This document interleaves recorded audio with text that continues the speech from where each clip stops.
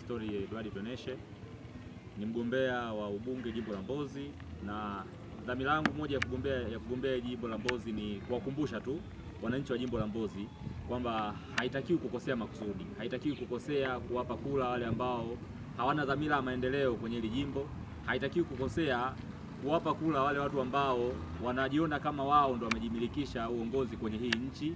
Haitakiwi kukosea makusudi pale ambapo tunaona kwamba watu wanatengeneza sera nzuri lakini sera zenye vikomo, kwamba sera inafika mwisho wa kutumika ni pale ambapo inakuwa uchaguzi umekaribia.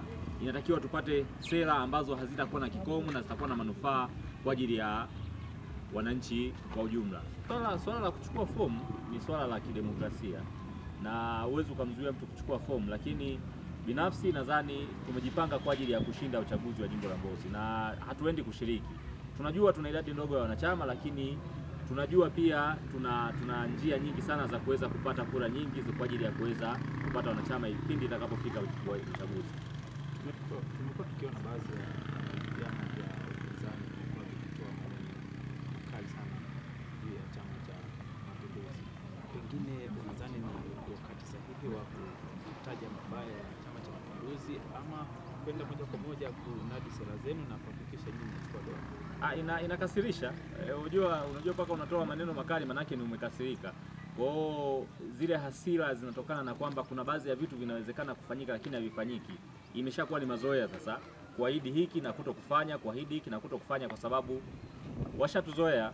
Lakini itakapobidi tutumie maneno makali tutatumia. Tutakapoona kwamba sasa wamezoea tutatumia. Kama wao watakuwa na njia nyingine ya kutuzuia tusitumie maneno makali, basi tutaendelea kuwajibika kwenye wajibu wetu wa kutoa maoni yetu kikatiba kama katiba yetu ya nchi inavyotupa. Pengine wewe sasa baada ya kuchukua hivyo unabaini kwamba changamoto gani sasa? Changamoto ni nyingi. Changamoto ni nyingi. Lakini changamoto kubwa ambayo naweza nikaiongelea kwa sasa ni mazoea tu. Sehemu wamewazoea sana wananchi wa Tanzania na sasa wa jimbo la Mbozi. Yaani kuna mambo mengi sana ambayo ukichukua 2000 mpaka 2010, 2010 mpaka 2020, tofauti ya maendeleo hapa ni ndogo sana ambayo hakuna mgombea ambaye anaweza akakaa na akajinadi kwamba amefanya hiki.